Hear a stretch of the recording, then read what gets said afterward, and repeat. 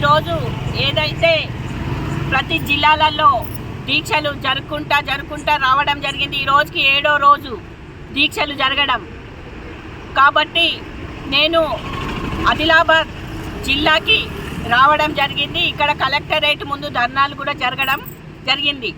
ఏదైతే నవంబర్ 26వ తారీఖున చలో హైదరాబాద్కి ఈ జిల్లా నుంచి కూడా పూర్తి మద్దతు ఇస్తున్నారు. ఈ జిల్లా నుంచి కూడా లక్షలాది మంది తరలి వచ్చే ప్రయత్నం చేయాలా, ప్రతి ఒక్క జిల్లా నుంచి 6-7 వెహికల్లని కదిలించే ప్రయత్నం చేయాలి.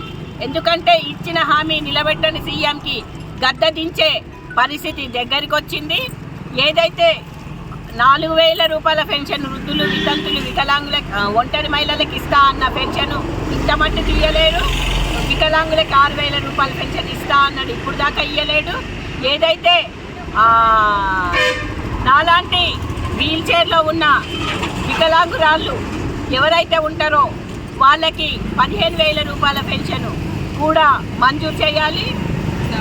పక్క రాష్ట్రంలో ఏ రకంగా అయితే పెన్షన్ ఎక్కగానే 7 నెలల తర్వాత 7 నెలల పెన్షన్ కట్టి వృద్ధులకి 4,000, వికలాంగులకి 6,000, 100% డిజబుల్కి 15,000 పెన్షన్ ఏ రకంగా అయితే కట్టించిందో పక్క రాష్ట్రంలో, అదే పక్క రాష్ట్రంలో కట్టించినట్లు ఈ రాష్ట్రంలో కూడా కట్టిస్తానని చెప్పి ఇప్పుడు దాకా ఇచ్చిన హామీ నిలబెట్టుకోలేదు. ఇప్పుడు దాకా ఒక బ్లాక్ పోస్ట్ కూడా ఇచ్చిన దాఖితాలు లేవు.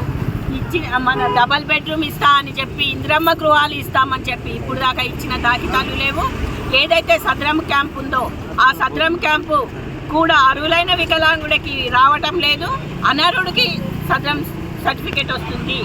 కాబట్టి పెన్షను ఇప్పుడు దాకా కొత్త పెన్షన్ ఒక్క పెన్షన్ కూడా ఇచ్చిన దాఖితాలు లేవు. అవి కూడా వెంటనే ఆ కొత్త పెన్షన్ ఇవ్వాలి. అంత్యోదయ కార్డు నిరుపేదలైన వికలాంగులకి గుర్తించి అంత్యోదయ కార్డు కూడా 35 కిలోల బియ్యము వారికి వెంటనే అందించాలి.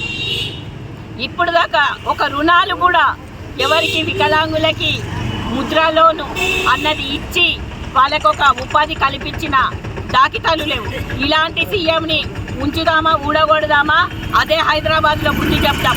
మెడలు వంచి ఖచ్చితంగా మన పెన్షన్ మనం సాధించుకునే వరకు ఎవరం కూడా మనం వదిలిపెట్టొద్దు. ఇంతటితో నా ఉపన్యాసాన్ని ముగిస్తాను.